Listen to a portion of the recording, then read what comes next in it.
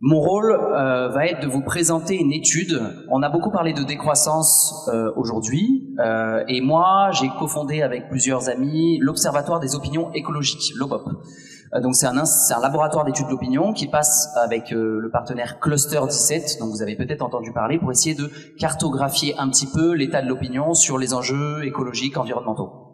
On partait du constat que la plupart des sondages allaient dans une direction qui visait une écologie assez consensuelle, avec des phrases du style 92% des Français mettent le changement climatique comme une priorité.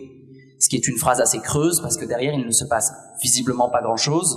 Et donc l'idée était, nous, de partir de pourquoi les gens, finalement, on ne sent pas un mouvement à la hauteur de ce qu'Hélène, par exemple, vient de décrire, qui normalement devrait révolter et mettre en mouvement par beaucoup de moyens très différents, mais en tout cas de mettre en mouvement beaucoup de gens, alors que la réalité de ce qu'on voit, c'est que finalement, on n'est pas si nombreux à se saisir de ces enjeux. Donc ça, c'est l'objectif de l'OBOP, et aujourd'hui, je m'exprime en introduction avant cette table ronde, parce que le deuxième rapport qu'on a réalisé, c'est sur la décroissance.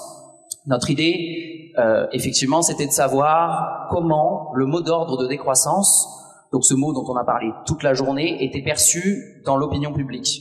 On en entend parler médiatiquement, souvent comme un anathème, pour traiter un écolo un peu trop radical de décroissant, même quand d'ailleurs il l'est pas. Et donc l'idée, c'était de savoir un peu, comment tout ça avait percolé, plus ou moins, dans l'opinion. Donc première question, c'était de savoir, est-ce que à la question, êtes-vous favorable à la décroissance, vous dites oui ou non. Les résultats sont finalement plutôt positifs. On a 30%, donc 3 Français sur 10, qui disent que oui, je suis favorable à la décroissance. Pour un mot aussi maltraité médiatiquement, c'est pas si mal. Ensuite, on a environ 3 Français qui sont sans opinion. Donc globalement, ce mot ne déchaîne pas autant les passions que ce qu'on peut voir sur les plateaux télé. Et enfin, on a 4 Français qui sont quand même défavorables à la décroissance. Deuxième question, qui du coup est plutôt pour ou plutôt contre? Et surtout, qui a un avis?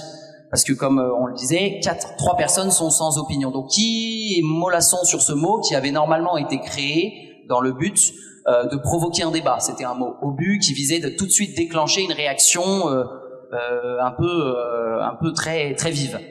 Finalement, se positionner pour ou contre la décroissance, c'est être soit un diplômé, soit assez politisé. Ce n'est pas forcément la même chose. Le reste de la population, globalement, semble plutôt hésitant. Donc le côté mot obus qui déclenche des discussions folles, finalement, ce n'est pas tant le cas. Il faut aussi qu'on sorte nous-mêmes, qui défendons plus ou moins la décroissance, en tout cas qui avons un avis, de nos cercles respectifs. La question maintenant, c'est de savoir quel imaginaire il y a derrière la décroissance. Donc on a un tiers environ des Français qui sont favorables à la décroissance, mais globalement, que pensent les Français quand on propose des associations de mots? Donc on a testé beaucoup de mots, alors des mots socio-économiques, appauvrissant, recul des services publics, des idéologies aussi. Est-ce qu'on associe la décroissance au communisme, au socialisme, au capitalisme? Et est-ce que, quand on dit décroissance, on pense à bonheur, joie ou peur? Globalement, déjà, l'imaginaire est plutôt flou. On n'a pas d'accord général sur la décroissance, ça fait peur. C'est pas vrai. On a 40% des Français qui pensent que ça fait peur, donc c'est pas si majoritaire. Mais le dénominateur commun, les mots qui ressortent le plus, c'est la décroissance qui est perçue comme une sobriété appauvrissante permettant de se recentrer sur l'essentiel. C'est les mots qui ressortent le plus. Donc on voit un univers plutôt négatif, mais des choses qui percolent. Par rapport à la définition dont on a parlé toute la journée, c'est-à-dire définition, celle de Timothée Parric, réduction de la consommation, de la production, etc., dans le souci du bien-être, on voit que ça, c'est pas associé à décroissance pour l'instant.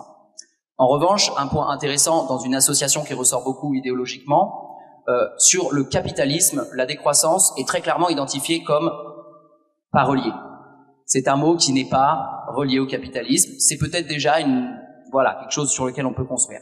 Donc là, on voit l'univers qui se développe de la décroissance. La question vient ensuite de, quand on ne dit pas le terme, mais qu'on propose les propositions qui sont en fait celles défendues par les politiques décroissants, les mesures décroissants et globalement l'ensemble du mouvement décroissant, la question c'est de comparer les stats.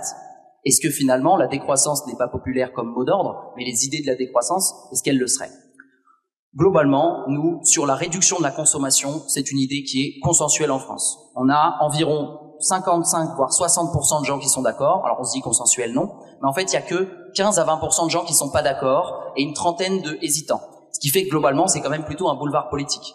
On a, quand on parle de réduction de la consommation, qui est pourtant une proposition politique défendue pratiquement nulle part, on a globalement des grandes ouvertures. Deuxième sujet, très consensuel, auquel n'est jamais associée la décroissance quand on lui propose, l'association à plus de démocratie. Personne ne pense ça. La décroissance ne veut dire plus de démocratie pour personne. C'est peut-être un problème pour les décroissants.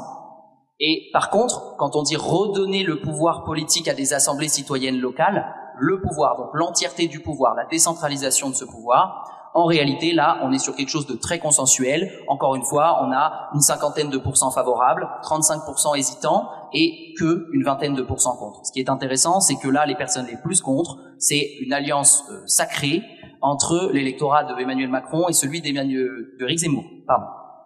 Donc on voit bien, ça situe, pour différentes raisons, mais ça situe.